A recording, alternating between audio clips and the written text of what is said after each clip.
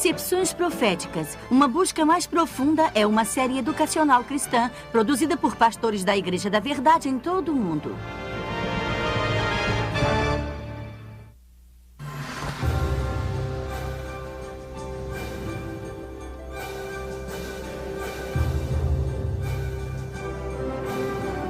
Babilônia, uma das mais famosas cidades da Bíblia.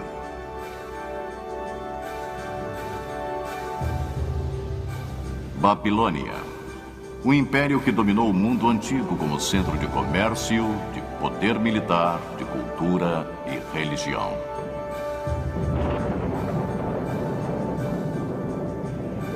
Babilônia, o símbolo de riqueza e de opulência, mistério e conspiração, decadência e corrupção.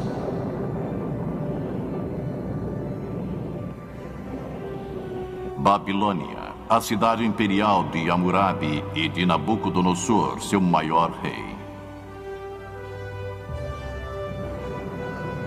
Porém, em seu ápice, Babilônia subitamente desmorona numa única noite por decreto do próprio Deus.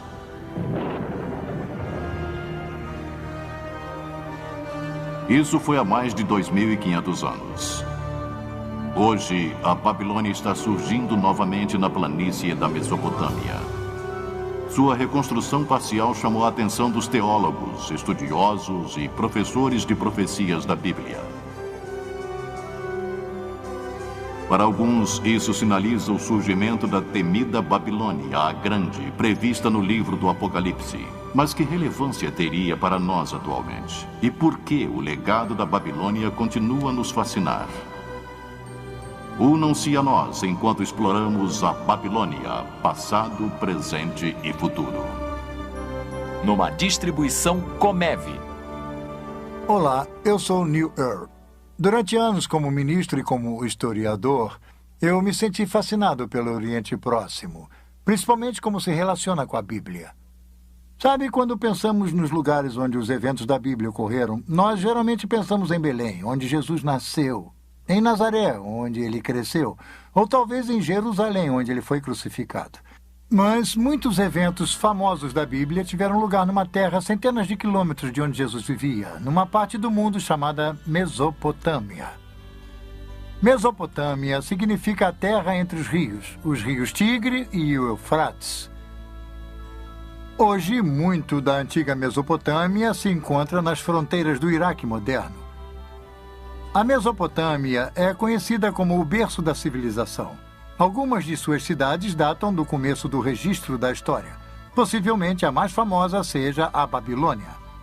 Localizada nas margens do Eufrates, a cerca de 100 quilômetros ao sul de Bagdá, a Babilônia teve uma longa e fascinante história. Hoje, a maior parte da antiga Babilônia não passa de um monte de ruínas e de resquícios que se encontram sob as areias do tempo. Por que essa fascinação por um império desfeito há muito e por uma cidade destruída? Bem, há uma história intrigante, e ela é contada através de textos históricos e religiosos que foram descobertos pela arqueologia. Tal informação, reunida à da Bíblia, torna a história da antiga Babilônia uma história importante para nós hoje. Porque na Bíblia, a Babilônia é mais do que apenas um lugar no mapa. A Babilônia simboliza uma ideia, uma filosofia, uma forma de pensamento oposto a Deus. Tal ideologia, baseada no raciocínio humano, no orgulho e na arrogância dos homens, com frequência expressa como um materialismo autoindulgente que ainda está presente entre nós. Tal atitude fez com que Deus interviesse nos negócios da antiga Babilônia. E como veremos, os escritores da Bíblia relataram e preservaram a história da antiga Babilônia para nos dar uma percepção de nosso mundo de hoje, e muito além, para o futuro. Mas antes que consideremos o que temos pela frente, vamos examinar o que a história pode nos revelar. Porque a história tem a chave de nosso futuro. Nossa história começa muito antes que houvesse uma cidade chamada Babilônia. Ela começa com um grupo de viajantes que chegou à planície queimada pelo sol ao sul da Mesopotâmia há mais de 2.000 anos antes do nascimento de Jesus. A Bíblia nos conta que esses viajantes eram descendentes do patriarca Noé e de sua família. Nas décadas que se seguiram ao grande dilúvio, eles migraram para o sul ao longo dos vales do Tigre e do Eufrates. O livro do Gênesis conta que os filhos de Noé se estabeleceram nas planícies de Shinar. Shinar é o nome bíblico da região que foi posteriormente chamada de Babilônia. Hoje é conhecida como o sudeste do Iraque. Deus queria que os filhos de Noé se espalhassem e povoassem a terra. Ao invés disso, desafiadoramente, resolveram se unir sob sua própria autoridade. Gênesis 11:4. Eles disseram: venham, edifiquemos uma cidade e uma torre cujo tope chegue até os céus, para que tornemos célebre nosso nome, para que não sejamos espalhados por toda a terra. De acordo com o historiador do século I, Flavius Josephus, o líder dessa gente era Nimrod, o bisneto de Noé. A Bíblia nos conta que Nimrod era um poderoso guerreiro na terra. Sob sua liderança, o povo começou a construir uma grande torre. Nimrod queria criar um embevecimento, um encantamento. Ele queria construir um império. Ele queria manter o povo unido sob sua autoridade. A Torre de Babel, eu acho que ilustra tal propósito com perfeição, porque é exatamente o que eles tentaram fazer. Eles tentaram ser os criadores. Porque quando você para pensar nisso, o Gênesis apresenta a criação em termos de ter sido na forma e na natureza de Deus. E então nos tornamos pequenos criadores. E principalmente em papéis de poder, eles sentiram que haviam se tornado criadores. E se você cria algo e sente que ele é tão superior, que, num certo sentido, você pode quase se ver como sendo uma pessoa destinada, até mesmo divina, como os antigos dirigentes com frequência se viam. Para construir uma torre que chegaria aos céus. Isso não lhe soa familiar? Seria a tentativa antiga da humanidade de atingir o espiritual através do físico. Os artistas ofereceram suas impressões de como essa torre, a famosa Torre de Babel, poderia ter sido. Algumas delas bastante rebuscadas. Provavelmente não passava de um simples monte de tijolos e de terra, não muito diferente das torres mais recentes de templos chamadas ziggurats. Os ziggurats são quadrados na base, com lados inclinados em degraus chegando em cima de um relicário. A planície de Shinar é plana. Uma construção de 30 e poucos metros pode ser vista a quilômetros de distância. A torre medieval de Samarra, por exemplo, localizada no norte de Bagdá, é um minarete espiral com cerca de 50 metros de altura. Sua proeminência através da região serve como um marco direcional conveniente. Na verdade, alguns viajantes medievais achavam que ela fosse a Torre de Babel. A Bíblia nos diz que Deus permitiu que os construtores trabalhassem na torre por uns tempos. Depois ele interveio. Gênesis 11, 5 e 9. E então desceu o Senhor para ver a cidade e a torre que os filhos dos homens edificavam, e disse: eis que o poro é um, e todos têm a mesma linguagem. Isto é apenas o começo. Agora não haverá restrição para tudo que intentam fazer. Vinde, desçamos e confundamos ali a sua linguagem, para que um não entenda a linguagem de outro. Destarte o Senhor os dispersou dali pela superfície da terra, e cessaram de edificar a cidade. E chamou-se-lhe por isso o nome de Babel, porque ali confundiu o Senhor a linguagem de toda a terra, e dali os dispersou por toda a superfície dela. Num ato súbito, Deus confundiu a linguagem do povo. Um balbucio de vozes surgiu nos andaimes. De repente, os encarregados e construtores não podiam mais se comunicar. O pânico reinava. A construção da cidade e de sua enorme torre sofreu uma interrupção abrupta. Na linguagem acadiana, o local da cidade inacabada ficou conhecido como o Portal de Deus. Porém, os hebreus a chamaram de Babel, baseados na palavra hebraica significando confundir. Babilônia não passa da forma grega de escrever a palavra hebraica Babel. De qualquer maneira, Babilônia e Babel são a mesma coisa. E Babilônia se referia à região centralizada em torno da cidade. A história da Torre de Babel foi criada para nos ensinar uma importante lição. A tolerância de Deus pelo orgulho e rebeldia aos humanos tem limite. E logo no início vemos Babilônia como se tornando o símbolo da oposição a Deus. O orgulho humano é um tema consistente sempre que a Bíblia menciona a Babilônia. Os sonhos grandiosos dos construtores da Torre de Babel criam um marco histórico importante. Nos dá nosso primeiro vislumbre de uma civilização organizada contra Deus. A Torre de Babel foi a primeira intervenção de Deus na história da Babilônia. e não seria a última. Mais de 2 séculos se passaram. Então encontramos a Babilônia reemergindo no cenário mundial, dessa vez com os amoritas. Eles criaram uma dinastia por volta de 2000 anos antes de Cristo. Os historiadores a chamam do Velho Império Babilônico. O mais famoso rei desse império foi um dirigente chamado Hammurabi. Hammurabi seja talvez mais conhecido por seu conjunto de leis que foram preservadas até hoje, o famoso Código de Hammurabi, um dos primeiros sistemas legais estruturados da história. As leis estão inscritas num pilar negro de diorito polido com mais de 2 metros de altura. Ele está cercado por um baixo relevo apresentando Hammurabi de pé diante da deusa do sol Shamash, deusa da justiça. O pilar possui mais de 4.000 linhas de escrita cuneiforme na língua acadiana, contendo 300 disposições legais. Elas cobrem negócios, crime, disputas familiares, interesses agrícolas e outros assuntos. Embora o código invoque punições graves, ele trouxe ordem e legalidade a uma terra onde o crime e a desordem há muito reinavam. A punição era veloz e certeira. Sob o domínio de Hammurabi, Babilônia conseguiu a supremacia militar na Mesopotâmia. Ele construiu um império de poder inigualável. Se estendia desde o Golfo Pérsico até os confins superiores do rio Tigre. A Babilônia se tornou um centro literário e cultural de destaque, a capital intelectual da Mesopotâmia. A civilização babilônica era altamente avançada. Textos matemáticos e astronômicos revelam que os antigos babilônicos criaram a hora de 60 minutos e o círculo de 360 graus. Hammurabi aumentou o reinado babilônico não apenas por conquistas, mas também através do comércio. A Babilônia ficava no entroncamento do comércio e da comunicação mundial. Caravanas traziam produtos raros e exóticos de locais distantes, cravos, originários das Ilhas Malucas ou das Ilhas das Especiarias da longínqua Indonésia, estavam dentre as muitas iguarias que eram importadas. A sedução da troca e do comércio, unida à religião, como iremos ver, sempre foi a chave para o sucesso e a dominância do sistema babilônico. A Babilônia, com seu nome original significando Portal de Deus, era um proeminente centro religioso e ostentava alguns dos mais ousados templos do mundo antigo. Como a maioria dos povos antigos, os babilônios adoravam muitos deuses.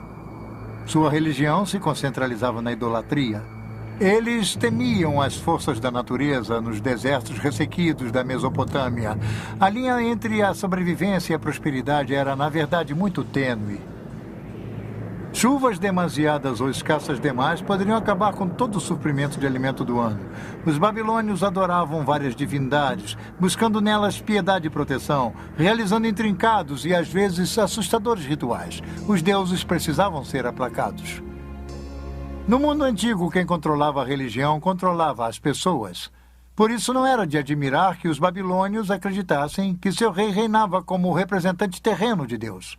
Eles foram um dos primeiros a fundirem a religião e a política num estado totalitário. Esse estado prosseguiu através da história. A idolatria permeava cada faceta da vida do antigo Oriente Próximo, e o problema era que a pessoa comum era praticamente totalmente afastada do conhecimento do verdadeiro Deus, o Deus da Bíblia. Isso, como veremos, também é um padrão babilônio. As leis de Hammurabi permitiram o rio a manter um controle rígido.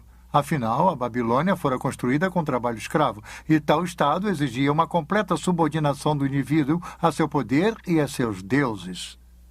Os antigos monarcas eram totalitários. Enquanto reinavam, eles possuíam praticamente uma autoridade absoluta, porque eles eram o poder legislativo, o judicial e o executivo, todos reunidos.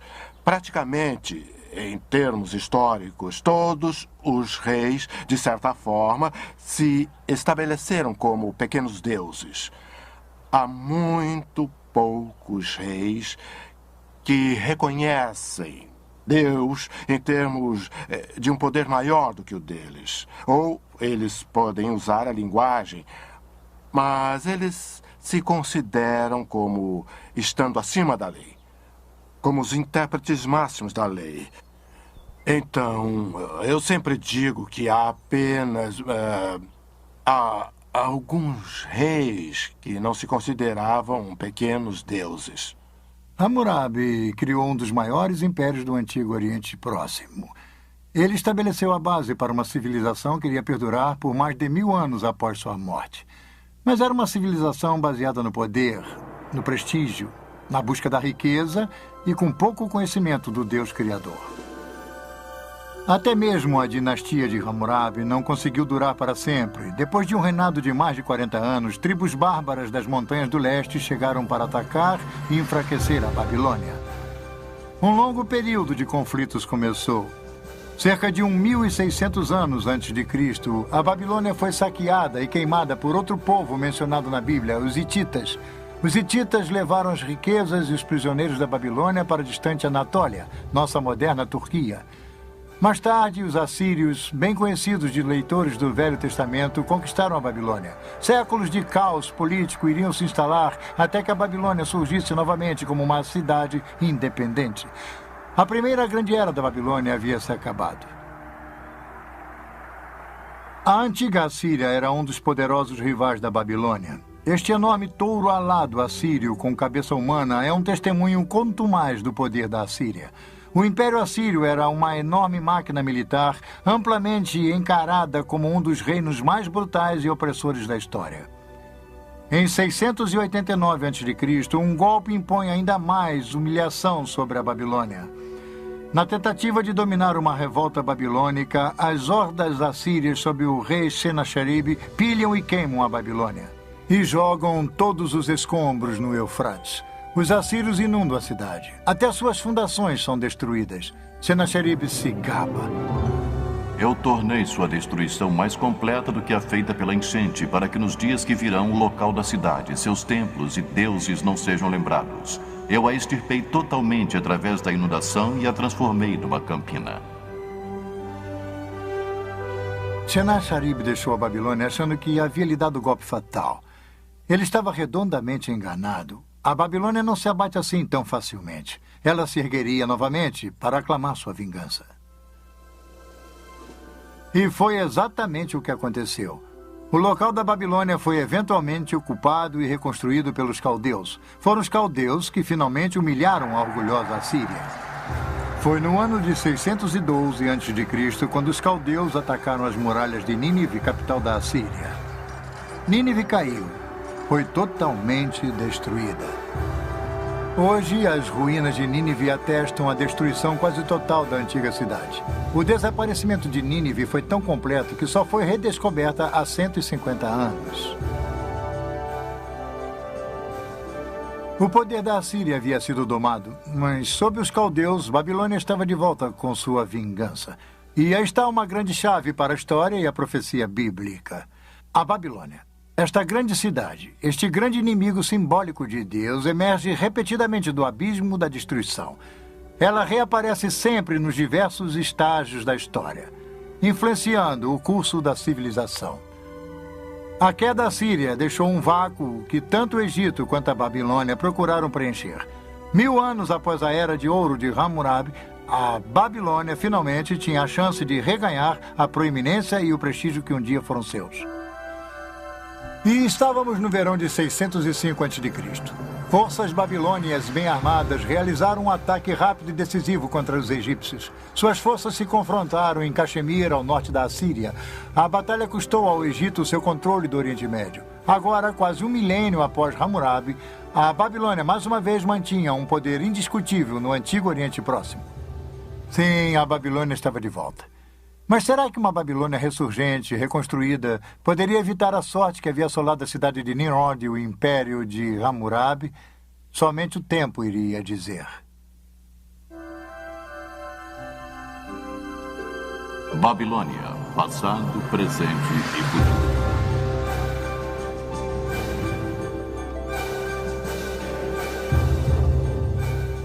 O exército egípcio do faraó Nexo II se defrontou com a Babilônia em 605 a.C. em Caxemir, no rio Eufrates. O combate foi acirrado. As perdas egípcias foram estarrecedoras. A batalha custou aos egípcios seu controle do Oriente Médio. O general que despachou os egípcios era um príncipe coroado caldeu de 25 anos. Ele mais tarde se tornaria o maior rei da Babilônia, o legendário Nabucodonosor. A Babilônia chegaria ao ápice de sua glória sob o poder desse dirigente. Nimrod, Hammurabi e agora Nabucodonosor. O Velho Testamento treme ao ouvir seu nome. Sob seu reinado, a Babilônia se tornou a metrópole mais poderosa de seu tempo. Invejada, temida tanto por amigos quanto inimigos. Nabucodonosor, o rei, pelo que podemos dizer, é um composto de vários aspectos de seres humanos. Ele é poderoso e cruel quando ele precisa ser. Ele também aparece como um ser humano que tem dúvidas, perguntas.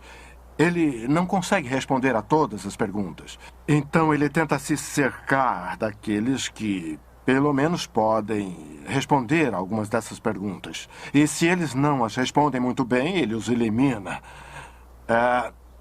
E isso é verdade com relação a vários déspotas orientais. E Nabucodonosor é assim. Ele também é um construtor. Ele quer seu nome perpetuado. Então ele constrói a Babilônia, mas também constrói fora da Babilônia. Novamente, ele reconstrói templos. Ele faz todas essas coisas numa tentativa de agradar os deuses. Porque ele não tem certeza do que os deuses irão fazer. Mesmo que ele possa mandar em seres humanos, ele não pode dominar tudo. Então, vemos esse complexo num só indivíduo. Mas não podemos penetrar em sua mente. Somente podemos ver o que ele tentou fazer e criar e tentar imaginar o que motivou seu temperamento. Foi Nabucodonosor que conquistou Jerusalém em 605 a.C. Durante seu reinado, o reino de Judá foi reduzido a um estado de vassalo. 5 anos mais tarde, contra o conselho do profeta Jeremias, os judeus se rebelaram contra a Babilônia. Nabucodonosor retaliou 2 anos mais tarde, sitiando Jerusalém, a cidade sagrada dos judeus. Jerusalém caiu em 597 a.C. Naquela época, Nabucodonosor levou o monarca judeu, o jovem Joaquim, de volta para a Babilônia. Ele então colocou um rei fantoche, Zedequias, no trono de Judá. Tudo isso é mencionado pelos autores da Bíblia.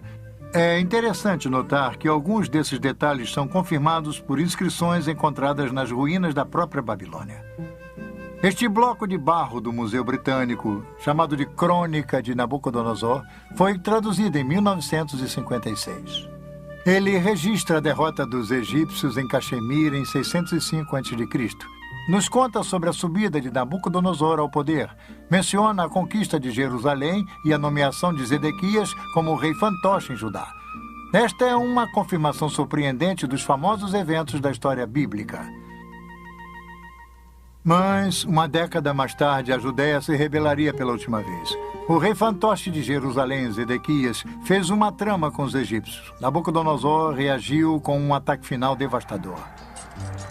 Durante 18 meses, a cidade ficou sitiada.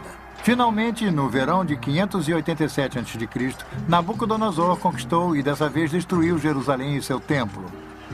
Ele pilhou seus tesouros e levou a maior parte da população restante para a Babilônia.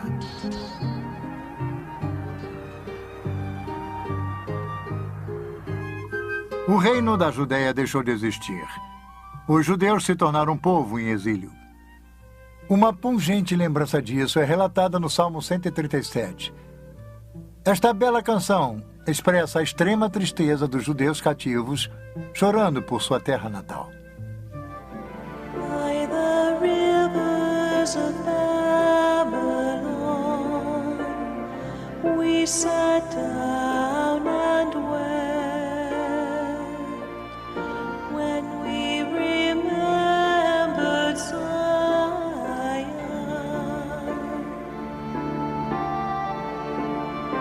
If I forget you, O Jerusalem, may my right hand forget its king. May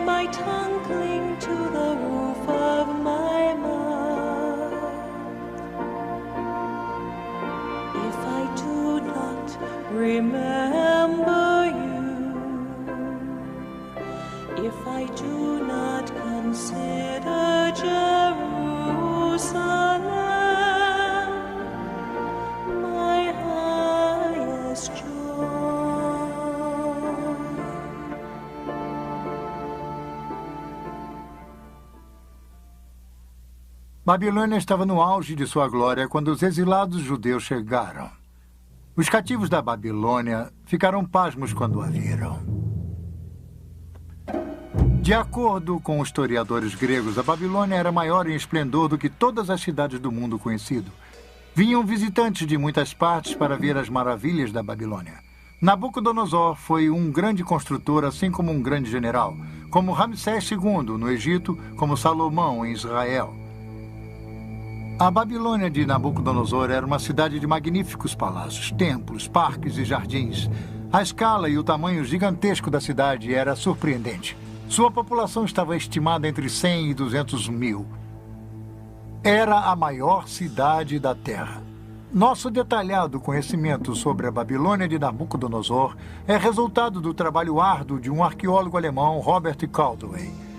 Quando ele iniciou suas escavações em 1899, os achados iniciais de Caldwell foram descartados por seus colegas. Mas, à medida que suas escavações começaram a descobrir a Babilônia da Bíblia como uma realidade histórica, seu trabalho se tornou o assunto da Europa. Ao norte da cidade, Caldwell descobriu pilhas de azulejos azuis na areia. Os azulejos haviam decorado as paredes laterais do caminho processional da cidade. O tijolo era o material padrão usado pelos babilônios para construir. Caldwell enviou os tijolos de volta para a Alemanha para identificação e para montagem. Os resultados foram surpreendentes.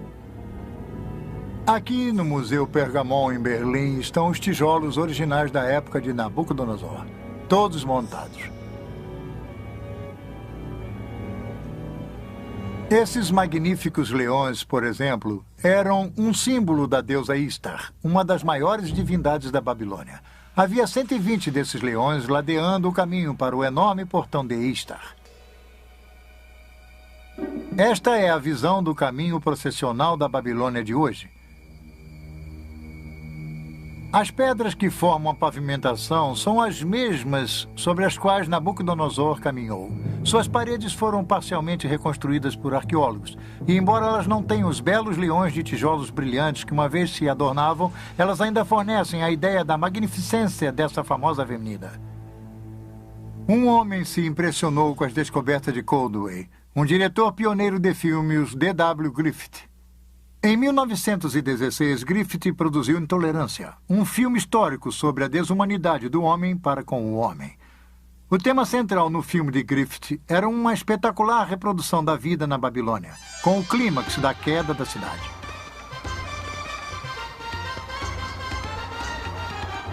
No filme, Griffith traz de forma mágica para a tela a magnificência e a grandiosidade da Babilônia de Nabucodonosor. Uma cidade que havia sido enterrada durante 25 séculos. Quando usamos a expressão esplendor pagão, ela poderia ter sido criada para a antiga Babilônia. Griffith mostra uma Babilônia de um grande esplendor arquitetônico. Uma Babilônia repleta de vida e de vitalidade. Suas ruas fervilhavam com mercadores, cartomantes, músicos, ambulantes, agiotas, soldados, prostitutas, representantes dos governos, banqueiros e escravos. Griffith ofereceu ao público uma primeira visão do poder e da magnificência da Babilônia em seus dias de glória, assim como incrível ganância e sensualidade na cidade. A Babilônia de Nabucodonosor tornaria pequenas muitas de nossas modernas cidades por seu tamanho e esplendor. Vamos conhecer sua imensa escala. A Babilônia tinha um formato quase quadrado, dividido ao meio pelo rio Eufrates. A cidade foi construída com precisão. Suas ruas retas e largas cruzavam umas às outras em ângulos retos, como a maioria das cidades de hoje. A Babilônia estava cercada por uma muralha defensiva dupla, circundada por um fosso. Era a cidade mais bem protegida do mundo antigo. De acordo com uma fonte antiga, as muralhas da Babilônia tinham mais de 100 metros de altura por 30 metros de largura. Havia espaço suficiente em seu topo para permitir que uma charrete puxada por 4 cavalos desse uma volta completa. Os babilônios achavam que suas muralhas eram impossíveis de serem escaladas ou de serem invadidas. Torres de defesa estavam posicionadas em intervalos regulares. Mas as muralhas da Babilônia eram apenas o começo de suas maravilhas. O caminho processional era a avenida principal, norte e sul da cidade. Ele possuía mais de 20 metros de altura, pavimentada com pedras e ladeada por leões esculpidos, e o caminho processional levava para o norte, para o grande templo dedicado ao deus Merodach. Era a rua mais impressionante do mundo antigo. Este é o portão de Istar, magnífico e imponente. Era um símbolo arrogante da Babilônia, do rei Nabucodonosor. Este era um dos 8 portões fortificados da antiga cidade. Eles o batizaram em homenagem a Istar, a popular deusa do amor. Como o que fora feito com os tijolos vitrificados do caminho processional, os arqueólogos alemães também enviaram esses tijolos vividamente coloridos aqui para Pergamon e reconstruíram este magnífico portão. O portão de Istar, renomado em todo o mundo, é um símbolo do inigualável poder e força da Babilônia. Por ele passaram os exércitos vitoriosos da poderosa Babilônia quando retornavam de conquistas distantes. O verdadeiro portão de Istar está em Berlim. Turistas podem ver na Babilônia uma réplica com a metade do tamanho. Na entrada deste sírio foi construído pelo governo iraquiano. Não muito distante do portão de Istar, Nabucodonosor construiu um magnífico palácio. Este palácio continha 4 grandes pátios cercados por muitos apartamentos e suítes. A sala do trono de Nabucodonosor dava diretamente para o sul do pátio central. O orgulhoso Nabucodonosor chamava seu palácio de a maravilha da humanidade, o centro da terra, a residência brilhante e a morada da majestade. Essa reconstrução moderna nos dá uma ligeira ideia de como era o palácio na época de Nabucodonosor. Tijolos modernos, gravados com o nome Saddam Hussein, estão em cima dos tijolos antigos que tinham a marca do rei Nabucodonosor. Os novos tijolos substituem os tijolos quebrados e pilhados que formavam a parte superior do antigo palácio. Com um pouco de imaginação, podemos voltar no tempo e entrar no palácio.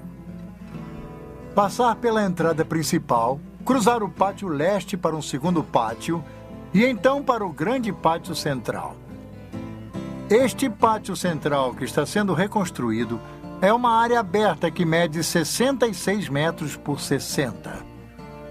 Por aqui, há 25 séculos passados, passaram dignatários visitantes, embaixadores estrangeiros, oficiais da corte, escravos e exilados. Um pouco ao sul do pátio central está a grande sala do trono de Nabucodonosor. Vamos ver como é por dentro. A sala do trono mede 56 metros por 18.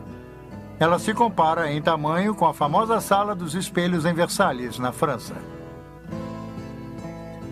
Aqui, parcialmente afastada para dentro da parede, ficava o trono de Nabucodonosor. No Museu Pergamon de Berlim, há uma reconstrução de um friso de tijolo vitrificado das paredes da Sala do Trono. Ela nos dá uma ideia da magnificência da arquitetura e da decoração do Palácio Real em seus dias de glória. Que lugar ele deve ter sido? O efeito devia ser surpreendente. E aí está a questão. A obra pública de Nabucodonosor foi realizada para gravar a glória de Babilônia e de seus deuses na mente de todos. Ligeiramente a oeste do palácio, ao longo do rio Eufrates, estão os famosos Jardins Suspensos da Babilônia, uma das 7 maravilhas do mundo antigo. Diz-se que Nabucodonosor construiu o Jardim Suspenso, na verdade, um jardim em terraços para agradar sua esposa favorita. Essa jovem rainha, desacostumada com o calor da baixa planície da Mesopotâmia, sentia a falta do frescor das montanhas e das florestas de sua terra natal. Muitos arqueólogos acreditavam que os jardins suspensos estariam situados perto do portão de Istar. E foi lá, no canto nordeste do palácio, perto do portão Istar, que o professor Caldwell havia descoberto uma estrutura incomum. Era uma cripta subterrânea consistindo de uma série de 14 cofres em arcas. Perto havia um poço singular com 3 vãos. Caldwell e outros arqueólogos concluíram que os cofres foram construídos para suportar um peso enorme, possivelmente as fundações para a construção dos jardins suspensos. Mas hoje em dia, muitos arqueólogos acreditam que as câmaras fechadas serviam como depósito e complexo administrativo. Os jardins, então, teriam, de forma mais lógica, sido construídos do outro lado do palácio, mais perto do rio. Imaginem o que era. A Babilônia estava em seu zênite. Suas muralhas altas mostravam brasões com os símbolos coloridos de um grande império. Babilônia era impressionante, mas também era notória por sua decadência e por sua sensualidade. Afastada do verdadeiro Deus, viciada ao comércio e à idolatria, a decadência mora e a corrupção em Babilônia chegaram a um tal nível que ela se tornou conhecida como o Poço do Vício. Essa seria uma distinção e tanto, principalmente com o clima licencioso que dominava o antigo Oriente Próximo.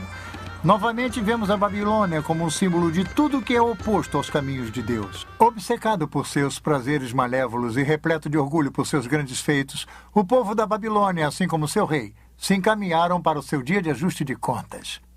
É fácil ver como as pessoas podiam ser seduzidas pela riqueza, poder e pela visível sensualidade da Babilônia de Nabucodonosor. Através da riqueza e das atrações comerciais da Babilônia, o povo do Antigo Oriente Próximo era atraído a servir aos deuses da Babilônia, Merodach e Istar. Como veremos a seguir, a cidade da Babilônia, conforme descrita no livro do Apocalipse, também é uma mistura de idolatria e poder comercial. Outro marco dominante da Babilônia de Nabucodonosor era uma torre de 7 estágios ou um ziggurat. Esta grande edificação julga-se ter sido construída no local da Torre de Babel original, feita por Nimrod. O ziggurat estava localizado a cerca de 800 metros ao sul do Palácio Real. Com quase 100 metros de altura, tinha mais ou menos a mesma altura que a Estátua da Liberdade no porto de Nova York.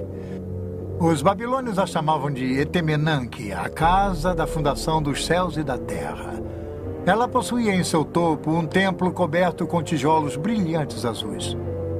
Nabucodonosor se gabava. Eu ergui o pináculo da torre de estágios para que seu topo rivalize com os céus. A atitude de Nimrod estava viva e presente. Nada mais resta do ziggurat hoje em dia, somente os resquícios de tijolos de sua base. A torre foi há muito tempo pilhada em seus tijolos e agora é simplesmente um buraco no chão. Oposto ao ziggurat havia um enorme templo, o Templo de Merodach. Ele abrigava uma grande estátua de Merodach que diz-se era feita com 22 toneladas de ouro. Ele era comumente chamado de Bel, significando Senhor. Do relicário de Merodach, Nabucodonosor espalhou o conhecimento de Bel através do Antigo Oriente Próximo. Este é um dos motivos pelo qual o profeta Jeremias cita Merodach numa profecia que predizia a queda da Babilônia. Jeremias 52. A Babilônia será tomada, Bel está confundido e Merodach abatido. Cobertas de vergonha estão as suas imagens e seus ídolos tremem de terror. Porque do norte subiu contra ela uma nação que tornará deserta a sua terra e não haverá quem nela habite. Assim, os homens como os animais fugiram e se foram. A Babilônia parecia inexpugnável. Seu poder e sua riqueza dominavam o Antigo Oriente Próximo, mas igualmente sua crueldade e sua luxuriante idolatria. Como vimos na Torre de Babel, Deus não tolera para sempre o orgulho e a arrogância dos humanos. Em sua piedade, Deus tentou avisar Nabucodonosor. O rei começou a ter sonhos perturbadores, mas eram sonhos de aviso do próprio Deus Criador. Nabucodonosor não sabia o que estava acontecendo, nem ninguém em sua corte, a não ser uma pessoa, um jovem judeu cativo, um homem de Deus chamado Daniel. Babilônia, passado, presente e futuro.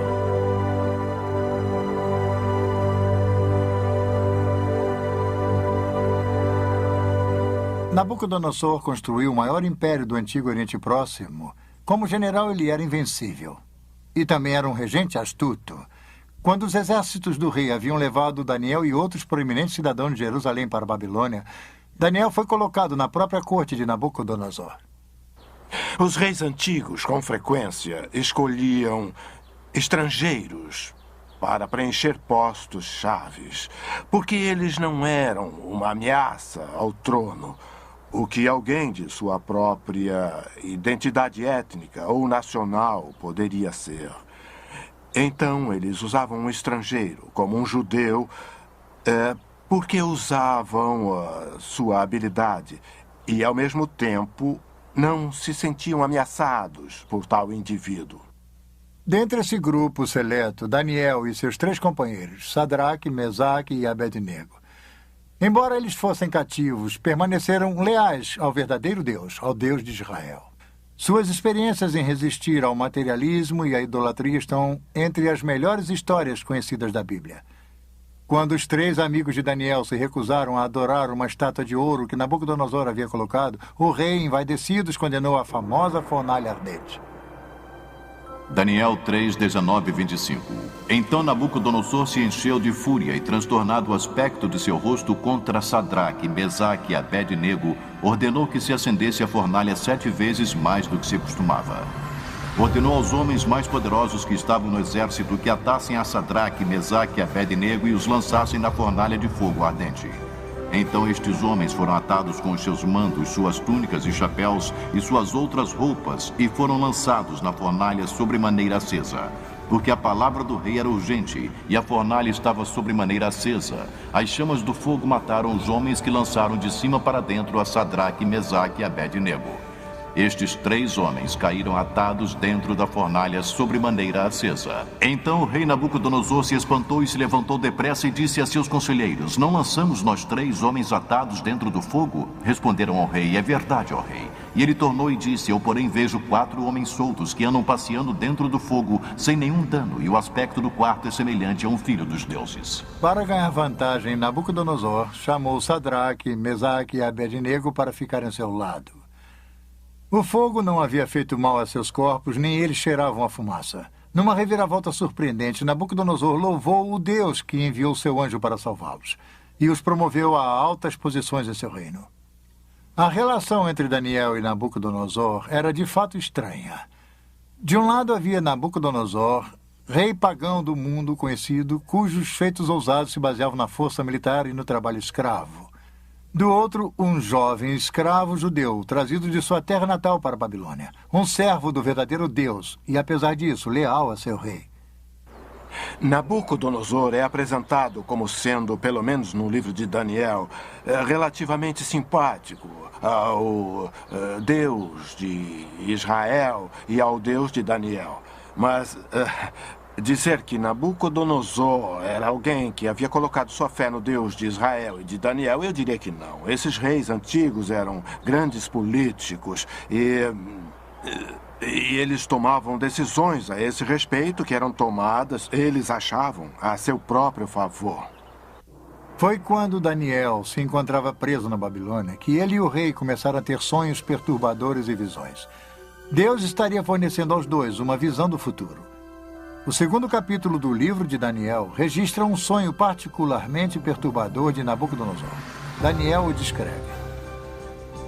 Daniel 2, 32 e 35. Tu, ó reis, estava vendo, e eis que aqui uma grande estátua, esta que era imensa e de extraordinário esplendor, estava em pé diante de ti, e a sua aparência era terrível. A cabeça era de fino ouro, o peito e os braços de prata, o ventre e os quadris de bronze.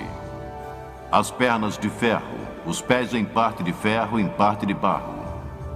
Quando estavas olhando, uma pedra foi cortada sem auxílio de mãos, feriu a estátua nos pés de barro e ferro e os esmiuçou. Então foi juntamente esmiuçado o ferro, o barro, o bronze, a prata e o ouro, os quais se fizeram como a palha das eiras no estio, e o vento os levou, e deles não se viram mais vestígios. Mas a pedra que feriu a estátua se tornou uma grande montanha que encheu toda a terra.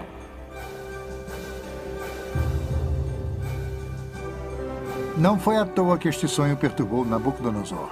Daniel disse ao rei o que havia visto e lhe fez uma interpretação, uma revelação do próprio Deus. A cabeça de ouro era o império de Nabucodonosor. A prata, o bronze e o ferro e parte de barro e ferro da estátua representavam os reinos sucessivos. Cada um deles era inferior ao outro. A pedra simbolizava o justo reino de Deus, o Deus não visto que determina o destino de todos os reinos, inclusive o de Nabucodonosor. Quando Nabucodonosor soube da interpretação, se prostrou diante de Daniel e novamente louvou o Deus de Israel. Mas a velha arrogância em breve voltaria. O livro de Daniel retrata Nabucodonosor sob molde de muitos ditadores que vimos passar pelo curso da história.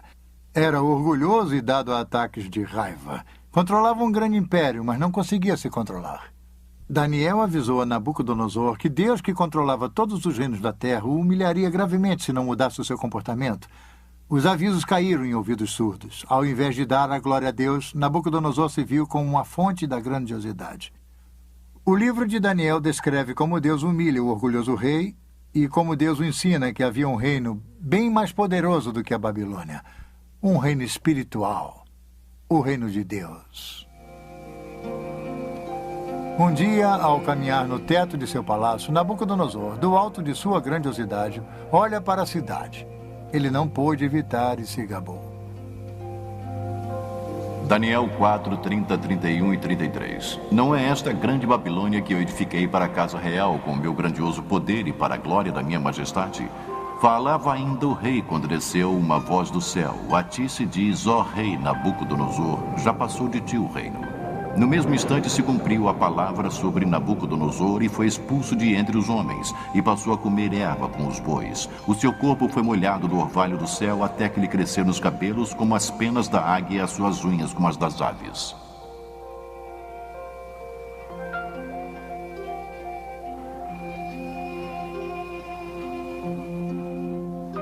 Ele foi vencido pela insanidade. Durante 7 anos se comportou mais como uma fera selvagem do que como ser humano. No final de 7 anos, a mente de Nabucodonosor se recuperou, mas a experiência havia lhe ensinado uma lição primordial. E talvez a lição mais importante do livro de Daniel. Deus, e não pequenos príncipes, mantém a autoridade suprema sobre este mundo. A Bíblia registra o aviso de Nabucodonosor àqueles que o seguirem em posição de poder e de autoridade. Quer fosse num gabinete ou numa sala de reuniões, seus conselhos deveriam ser seguidos por todos nós. Daniel 4, 34, 35 e 37. Mas ao fim daqueles dias, eu, Nabucodonosor, levantei os olhos ao céu, tornou-me a vir o entendimento. E eu bendigo o Altíssimo, e louvei e glorifiquei ao que vive para sempre, cujo domínio é sempiterno, e cujo reino é de geração em geração.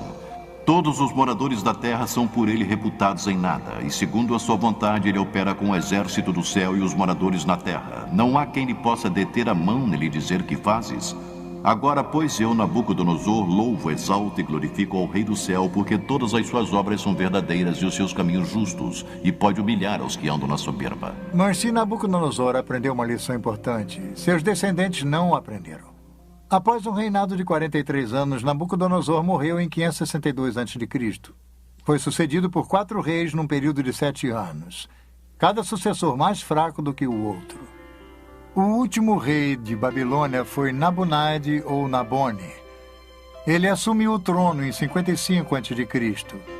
Seu filho e príncipe coroado era Belsaruzur ou Belsazar, chamado pela Bíblia. Por motivos que não são totalmente esclarecidos, o sábio e excêntrico Nabonidos passou os últimos 10 anos de seu reino no distante oásis de Tema, na Arábia, estudando história e religião. Enquanto Nabonidos se encontrava afastado, seu filho Belsazar reinava na Babilônia.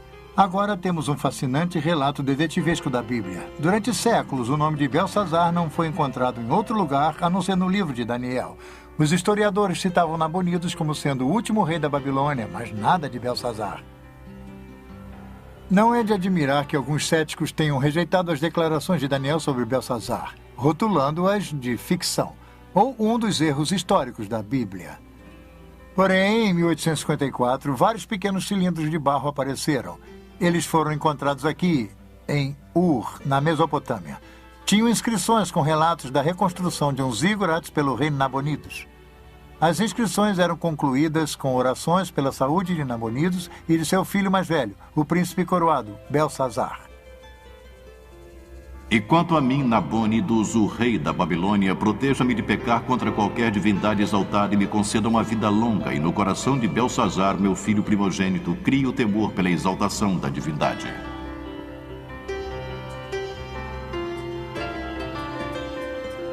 Tal achado arqueológico é importante para a história de Daniel, porque a inscrição esclarece o comando de Belsazar no 5º capítulo, versículo 29 de Daniel.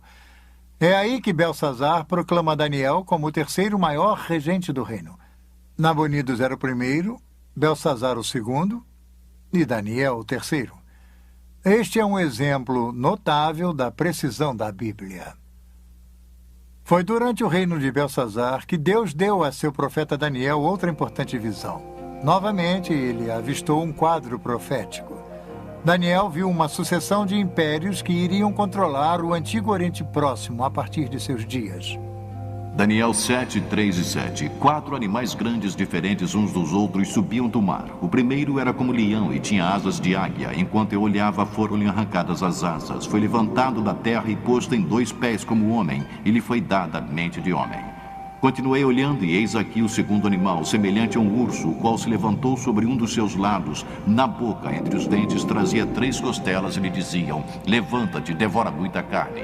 Depois disto, continuei olhando e eis aqui outro, semelhante a um leopardo, e tinha nas costas 4 asas de ave. Tinha também este animal 4 cabeças e foi-lhe dado domínio. Depois disto, eu continuava olhando nas visões da noite, e eis aqui o 4º animal, terrível, espantoso e sobremodo forte, o qual tinha grandes dentes de ferro. Para nós que vivemos no século XX, a descrição de feras estranhas pode parecer curiosa ou bizarra, mas para os antigos, criaturas que pareciam mistura de feras eram bem mais familiares. Surge então um ponto importante para entender a profecia. Alguns intérpretes bíblicos cometem o erro de tentar explicar o simbolismo bíblico sem referência ao background histórico do livro.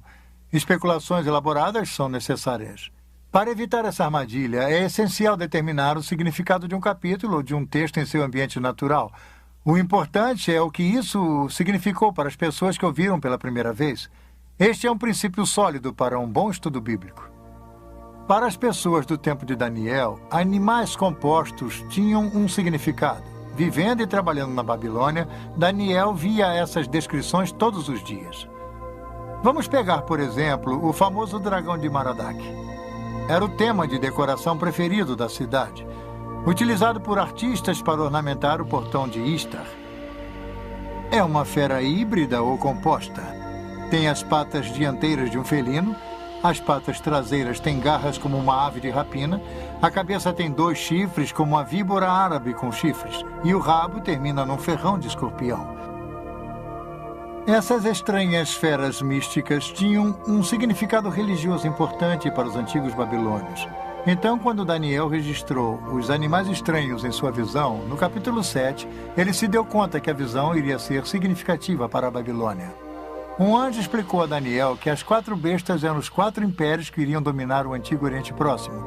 O leão alado significava a própria Babilônia. De forma interessante, o leão da Babilônia é encontrado até hoje no antigo local da cidade. Em 1776, depois de Cristo, aldeões do Iraque descobriram este monumental leão de basalto. Isto confirma que o leão era o símbolo da deusa Istar e da própria Babilônia. O leão está de pé sobre um inimigo caído, preso embaixo de suas patas. As costas do leão têm marcas indicando que seriam para as celas de Istar. Uma mulher cavalgando uma fera? Esta seria uma imagem significativa mais tarde no livro do Apocalipse.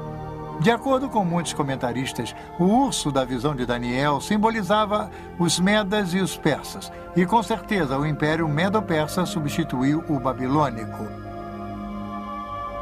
O leopardo de 4 cabeças tem 4 asas e representava Alexandre o Grande e as 4 divisões de seu império. A 4ª besta foi identificada por comentaristas como sendo a correspondência ao Império Romano. O livro de Daniel é um retrato vívido da transição do reino do leão da Babilônia para o reino do urso. Está numa das mais famosas cenas da Bíblia. Em outubro de 539 a.C., aparentemente durante a festa de Ano Novo, Belsazar pretendia fazer um grande banquete. O rei havia convidado 1000 homens mais distintos do império. Ele não fazia ideia do que aconteceria. Esse banquete se tornou incomum pelo fato de ter ocorrido enquanto os persas tomavam a Babilônia. Mesmo assim, a fé de Belsazar repousou nas fortes muralhas. Esse excesso de confiança fatal seria seu erro. Foi durante o banquete, numa grande demonstração de arrogância diante de Deus, que Belsazar ordenou que servissem vinho. Ele então brindou os deuses da Babilônia. Fez isso com as mesmas taças de ouro que seu avô, Nabucodonosor, havia pilhado do templo em Jerusalém. Repentinamente, um fato estranho e aterrorizador ocorreu, bem aqui na sala do trono de Belsazar. Uma misteriosa mão desencarnada apareceu do nada e começou a escrever em letras brilhantes na parede do rei. Daniel 5, 5 e 6. No mesmo instante apareceram os dedos de mão de homem e escreveriam defronte do candeeiro na caiadura da parede do palácio real, e o rei via os dedos que estavam escrevendo. Então se mudou o semblante do rei e os seus pensamentos o turbaram. Então entraram todos os sábios do rei, mas não puderam ler a escritura nem fazer saber ao rei a sua interpretação.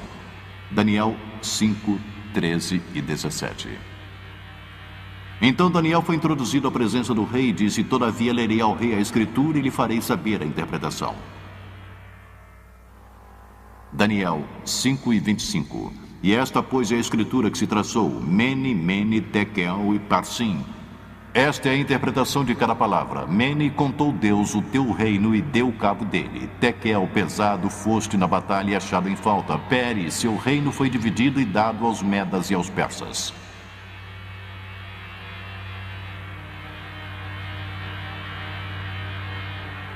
Literalmente, as palavras Mene, Tekel e Peres eram os nomes de pesos comuns babilônicos. Antes das moedas serem inventadas, os negócios eram feitos através de lingotes de metal como moeda. Precisavam ser pesados numa balança com medidas precisas, como este leão de 2 menes, para pesar o seu valor. A interpretação de Daniel da escritura na parede foi feita através do significado de raiz. Mene, significando contar, Tekel, pesado, e Parsim, dividido. O tempo da Babilônia havia se esgotado. Conforme relata a Bíblia, naquela mesma noite, enquanto o escrito brilhava na parede, os exércitos de Ciro o Grande já entravam na cidade. As muralhas poderosas da Babilônia e suas fortificações imensas não puderam impedir sua queda. Uma queda decretada por Deus. O profeta Isaías nos dá informações sobre o rei Ciro e seu papel na queda da Babilônia. Isaías 45, 1 e 3. Assim diz o Senhor ao seu ungido, a Crio, a quem tomo pela mão direita para bater as nações ante sua face e descingir os lombos dos reis, para abrir diante dele as portas que não se fecharão. Eu irei adiante de ti, endireitarei os caminhos tortuosos, quebrarei as portas de bronze e despedaçarei as trancas de ferro. E dar-te-ei os tesouros escondidos e as riquezas encobertas, para que saibas que eu sou o Senhor, o Deus de Israel, que te chama pelo teu nome.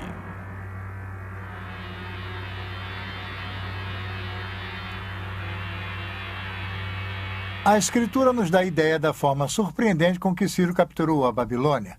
Com suas muralhas maciças, Babilônia parecia inexpugnável, mas, desconhecido pelos babilônios, Ciro havia armado um plano engenhoso.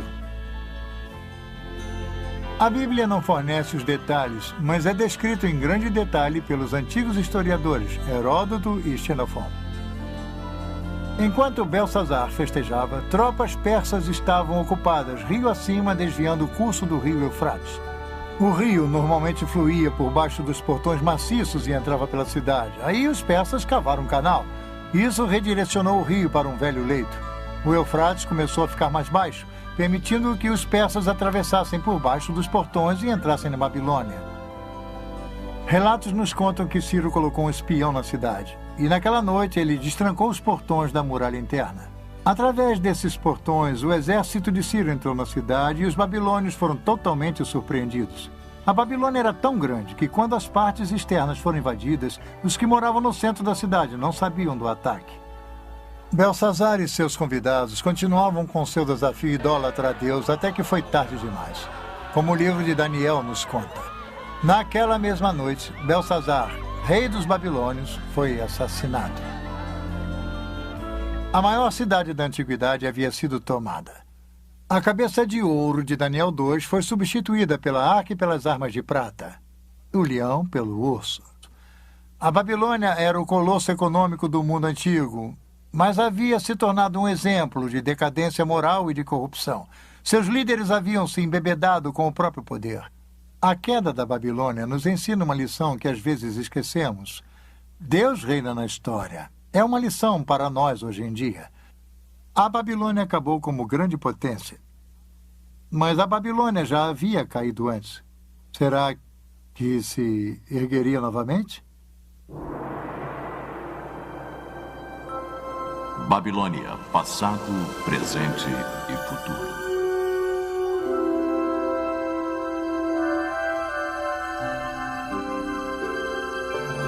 Nós seguimos a ascensão e queda da Babilônia, desde Nimrod a Belsazar. Belsazar foi o último rei da Babilônia, mas a cidade em si continuou sob domínio dos persas. E então, um pouco mais de 200 anos mais tarde, Alexandre o Grande, em sua busca de conquistar o mundo, derrotou os persas e conquistou a Babilônia. Alexandre estava enfeitiçado pela ideia da Babilônia. O pensamento de que todo o mundo poderia ser unificado sob uma civilização, uma cidade, um homem. Mas os sonhos de Alexandre de uma unidade mundial morreram com ele na Babilônia em 323 a.C., no próprio trono de Nabucodonosor. Nos anos que se seguiram, a cidade começou a se deteriorar. Na época de Jesus, os palácios e templos da Babilônia já haviam sucumbido. Tempestades de areia haviam enterrado os parques e aquedutos, até mesmo o Eufrates havia mudado de curso. Um imperador romano visitou a Babilônia 85 anos após a morte de Jesus e não encontrou nada além de seixos, pedras e ruínas. Hoje, o superpoder do mundo antigo jaz desolado e esquecido. Seus palácios, templos, parques e jardins, suas ruas e avenidas largas são apenas pós e escombros. Tijolos partidos com o nome de Nabucodonosor estão jogados aos montes pelo local. Somente uma pequena parte do que um dia foi uma grande cidade foi restaurada como parque arqueológico, e mesmo assim apenas em parte. A maior parte da vasta metrópole permanece um deserto abandonado, não sendo mais a cidade viçosa de seus dias de glória. Ela jaz desocupada, abandonada e esquecida. Isaías 13, 19 e 20. Babilônia, a joia dos reinos, a glória e orgulho dos caldeus, será como Sodoma e Gomorra quando Deus as transtornou. Nunca mais será habitada, ninguém morará nela de geração em geração.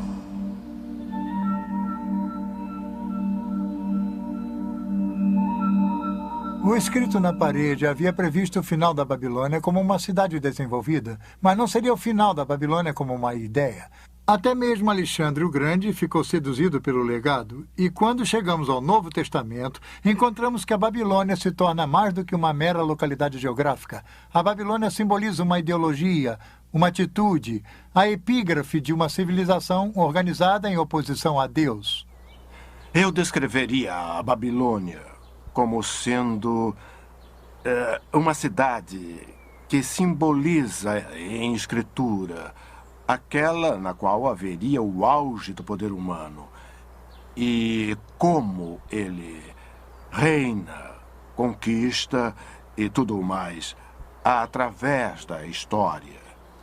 Mas, em resumo, como seus regentes eram corruptos, ela, na verdade, tem o que merece no curso da história humana, porque aqueles que a governaram se consideravam pequenos deuses. Aí é que está a questão.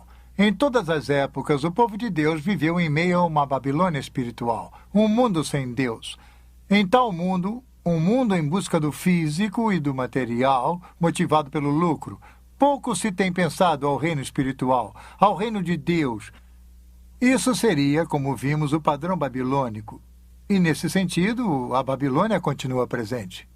Quando o Novo Testamento quer retratar o mal e o desafio a Deus até suas últimas consequências, usa a expressão que agora podemos muito bem relacionar a Babilônia a Grande.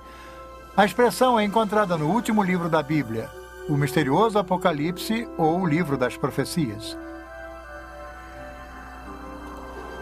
O Apocalipse foi escrito sob uma notável visão de Deus dada a um homem chamado João.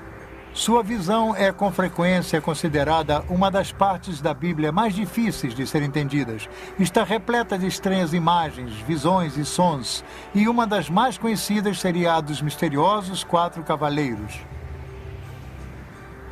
Nós geralmente chamamos o Apocalipse de exemplo da literatura apocalíptica. E por isso queremos dizer que há uma espécie de literatura no século I. E também existe antes e depois desse século, mas seu lugar comum é o século I, que possui certas características e muitas são encontradas no livro do Apocalipse. Algumas delas incluem visões. Em outras palavras, alguém tem uma visão e registra o que viu, e a visão pode ser uma visão do que está acontecendo no céu, ou uma visão do futuro, ou as duas coisas. Às vezes, há jornadas aos céus nesse tipo de literatura. Alguém é transportado ao céu para ver, não é simplesmente uma visão na Terra, mas há realmente uma jornada. Algumas das outras características que seriam típicas da literatura apocalíptica incluem bastante simbolismos, e o simbolismo pode ser de vários tipos. Por exemplo, muitos animais naturais, um carneiro ou uma espécie de ovelha ou cabra que irá aparecer nessa literatura, mas também animais fantásticos com estranhas cabeças e asas e todo tipo de criaturas bizarras. As cores são muito importantes no livro do Apocalipse. Há mantos brancos, há sangue vermelho, há o ouro. Então, você sente todo um visual, há um sentido bastante dramático, mas as cores são simbólicas. Os números também são importantes para a literatura apocalíptica. Então, o simbolismo é importante na literatura apocalíptica. É realmente difícil entender o Apocalipse se você não tem algum tipo de arcabouço dos vários livros do Velho Testamento, porque o simbolismo que nele há é retirado dos antigos livros do Velho Testamento. E o contexto, é claro, no livro do Apocalipse, do ponto de vista do autor, é o futuro. Em sua maior parte. Parte dele é histórico, mas parte é o futuro. E ele usa o simbolismo tanto para falar sobre o futuro dos tempos, quanto para o futuro das pessoas e o que irá acontecer. Os escritores apocalípticos ansiavam pela interferência decisiva de Deus na história. João, no livro do Apocalipse, vivia num tempo de perseguição. Os cristãos estavam sendo mortos pelo Estado romano. A grande visão é que Babilônia Grande era um símbolo, um nome para o Império Romano. E se pensar que este livro foi escrito em algum momento do século I, em qualquer lugar que os cristãos vivessem, eles viviam numa realidade dominada por Roma. Roma reinava, controlada por Roma. E, portanto, é muito natural que o poder do mundo fosse simbolizado por um símbolo que vem do próprio passado de Israel, ou seja, a Babilônia Grande. Isso quer dizer, no Velho Testamento, Babilônia é um país de verdade que retira o povo de Israel para o cativeiro. E eu acho que o autor do livro do Apocalipse reaplica, então, o símbolo como um aviso aos cristãos de que Roma de hoje pode oferecer o mesmo tipo de ameaça, talvez não um cativeiro físico, mas pode ser um perigo real para o povo de Deus. Então há uma espécie de recorrência ou uma natureza temporal nesse símbolo. A atitude de Babilônia Grande é atemporal e penetrante. É uma atitude de oposição a Deus e aos ensinamentos de Jesus Cristo. A atitude é insidiosa porque a riqueza e a prosperidade eram atraentes do lado de fora.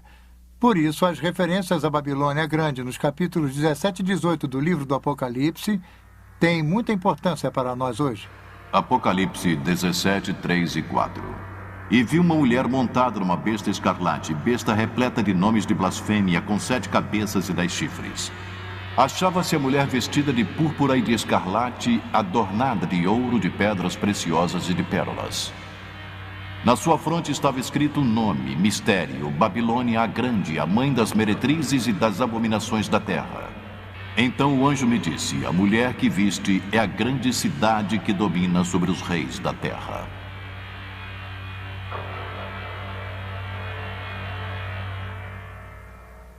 Aqui temos toda a imagem vívida da literatura apocalíptica. É um tempo futuro. Há uma mulher, a besta, as cores brilhantes e o simbolismo. O simbolismo de prostituição. A Bíblia menciona bastante a prostituição. Deus mostra com ela como os indivíduos e as nações são seduzidos pela submissão a ele e à doutrina. No Velho Testamento, a prostituição é uma imagem para a idolatria. Quer dizer, as pessoas se prostituem. O povo de Deus se prostituiu quando não foi fiel a Deus, quando persegue a adoração de um ídolo. E agora a igreja enfrenta o mesmo tipo de ameaça, o abandono de sua verdadeira adoração a Deus por outros tipos de ídolos. Bem, a prostituição é uma imagem sedutora. Alguém, como já disse, os atrai, iludindo-os a seguir seu caminho e a abrir mão de sua lealdade a seu verdadeiro Deus. A Bíblia usa o símbolo da prostituição de duas formas. A prostituição seria adorar falsos deuses. Mas há uma outra forma em que a Bíblia descreve a prostituição, e isso também se refere a outras nações que não sejam Israel. Mas conforme um estudioso do Novo Testamento, George Eldon Ladd, explica, a prostituição também significa a prostituição de tudo para o ganho comercial. A ideia aqui não é de falta de fé espiritual, mas de uma prostituição de tudo para o ganho comercial. Nínive também é descrita como prostituída por causa de sua exibição de poder e de esplendor para zombar e escravizá-los. Ladd, sobre o capítulo 17 do Apocalipse. Aqui, a prostituta seria a Babilônia, o símbolo da civilização humana com toda a sua pompa e circunstância organizada contra Deus, a cidade que tem domínio sobre os reis da terra. Nós seguimos a atração da Babilônia através das escrituras e da história. Desde a Torre de Babel, a cidade de Nabucodonosor, e agora até o livro do Apocalipse, onde a Babilônia grande atinge imensa força. Eu acho que João está tentando pintar a Babilônia como atraente e enganadora. E uma das formas pela qual se pode mostrar o quão rica, próspera e satisfatória é aquela realidade. E ela pode embalar os cristãos a um falso sentido de segurança. Então, é um aviso para eles, mostrando a sedução dessa visão particular do mundo. No livro do Apocalipse, Babilônia a Grande se torna a palavra-código para um sistema anticristão monstruoso. Um colosso econômico dedicado a acumular poder e riqueza através do comércio mundial. Esta é a atração fatal da Babilônia, o ganho comercial obtido a qualquer custo. Apocalipse 18:3. Pois todas as nações têm bebido do vinho do furor da sua prostituição, como elas se prostituíram aos reis da terra. Também os mercadores da terra se enriqueceram à custa de sua luxúria.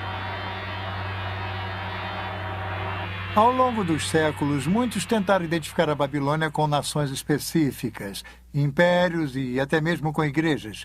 A cada ano, parece, novos candidatos são citados para o papel de figuras simbólicas do livro do Apocalipse. Babilônia, a besta, o falso profeta. Mas todas as interpretações têm uma coisa em comum. Todas estão erradas. A história da interpretação do livro do Apocalipse é bastante interessante porque quase toda a geração de cristãos que a lê sente que é o endereçado direto daquele livro. A Babilônia é tal entidade, ou é tal igreja, ou tal império. Por várias vezes, as pessoas previram o final dos tempos. E então, elas tiveram que mudar de ideia, rever, refazer, ou talvez tenhamos lido de forma errada, talvez tenhamos lido errado. Este refrão é repetido várias vezes, não apenas no século XX, mas toda a história, a leitura desse livro demonstra que nós estivemos errados repetitivamente. Agora, isso nos deve revelar que é muito perigoso tirar conclusões apressadas sobre ser dogmático, sobre o que ou quem é Babilônia, quando os eventos aconteceram. As perguntas quando são as mais importantes no livro do Apocalipse, de qualquer modo. Que Deus irá triunfar. Que Deus irá triunfar através de Jesus Cristo. Essas são as principais afirmações do livro. Quando acontecerá e quem fixou essa imagem que, na minha opinião, alguém quer nos afastar da ideia central desse livro. Então, o livro do Apocalipse descreve o ápice final do espírito da antiga Babilônia. Uma atitude contra Deus que está presente hoje, presente através da história, e que irá atingir seu clímax no final dos tempos.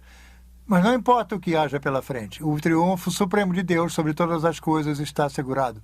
O capítulo 18 do livro do Apocalipse comemora antecipadamente a vitória final de Deus sobre a Babilônia a Grande. Apocalipse 18, 9 e 10. Ora chorarão e se lamentarão sobre ela os reis da terra, que com ela se prostituíram e viveram em luxúria, quando virem a fumaceira do seu incêndio. E conservando-se de longe pelo medo do seu tormento, dizem: ai, ai, tu, grande cidade, Babilônia, tu, poderosa cidade, pois em uma só hora chegou o teu juízo.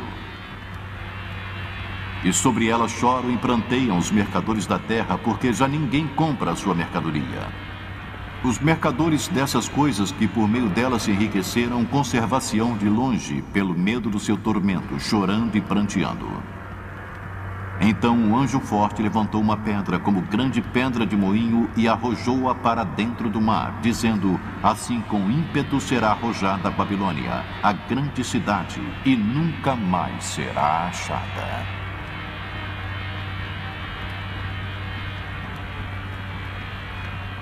Sim, a história da Babilônia é uma história racional.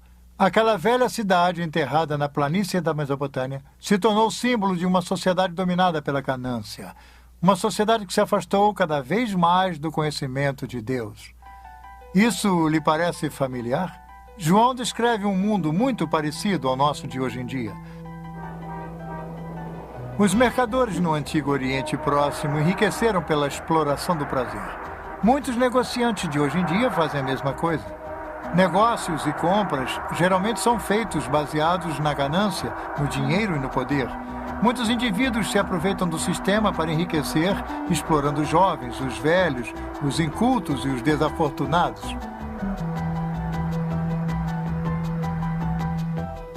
Os cristãos não estão imunes às seduções do sistema babilônico. Somos avisados sobre o logro do dinheiro, das riquezas, do poder e do prazer. Nós devemos viver, no entanto, de acordo com os ensinamentos de Jesus. E tais ensinamentos incluem servir, dar e repartir. É por isso que João nos avisa: retirai-vos dela, povo meu, para não serdes cúmplices em seus pecados e para não participardes dos seus flagelos. O Novo Testamento está cheio de avisos contra os peritos e o engodo do materialismo. As riquezas levam a um falso sentido de segurança. Jesus disse: não se pode servir a dois senhores. Não se pode servir a Deus e ao dinheiro. E no livro do Apocalipse, é claro, a Babilônia é retratada como extremamente rica. E aí está, Deus ou dinheiro. Então, tudo faz parte do quadro, parte das armadilhas. E o tom materialista também faz parte disso. Na sequência de tempo do livro do Apocalipse, Babilônia é destruída. Mas a boa nova é que não é o fim do mundo. Não é mesmo. Na visão de João, é o começo do domínio dos santos sobre Jesus Cristo. Então, o Apocalipse oferece esperança. É uma visão de vitória. A vitória de Jesus sobre todos aqueles que se opõem ao reino de Deus. Dizer que o livro do Apocalipse é uma visão da vitória de Jesus Cristo é, na verdade, um ótimo resumo. Se você pensar no ponto de vista do primeiro século, os cristãos e nós hoje em dia, é uma declaração verdadeira de duas formas, que você pode olhar para trás e ver a vitória de Jesus na cruz. Estamos falando da vitória de Jesus sobre os poderes do pecado e da morte. E é precisamente essa vitória que garante a vitória futura e nos dá a esperança para um futuro. Então, sim, uma vitória final de Cristo é uma boa forma de resumir o livro, mas você tem que lembrar que ela começou quando Deus fez aquilo com Cristo na cruz. Nossa história nos levou de Nimrod a Nabucodonosor, ao presente e ao futuro. Nós vimos o legado da Babilônia. Tem sido um padrão familiar que vimos se tecendo ao longo da história. Essa atitude de Babilônia está presente hoje. Então somos desafiados a que reino iremos servir? Ao reino de Deus ou da Babilônia? A Deus ou ao dinheiro? Babilônia, a grande, representa o resumo do poder do homem distanciado de Deus. Porém, o reino de Deus é muito mais poderoso. Nosso chamado é para servir a esse reino e ao seu rei, Jesus Cristo. Em suma, este é o único reino que irá perdurar. O poder e a glória de Cristo apenas. Esta é a lição que até mesmo Babilônia, a grande, será forçada a aprender.